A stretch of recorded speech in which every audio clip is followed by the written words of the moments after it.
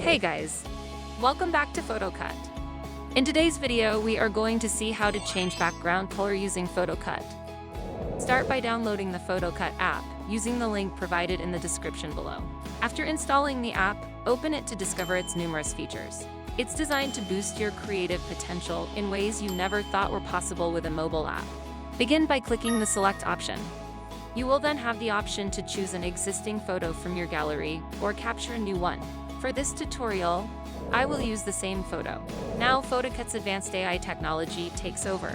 It operates swiftly and efficiently, eliminating the need for any manual intervention on your part. And just like that, your image is cut out, leaving it ready for any creative endeavor you have in mind. However, PhotoCut's offerings don't stop there.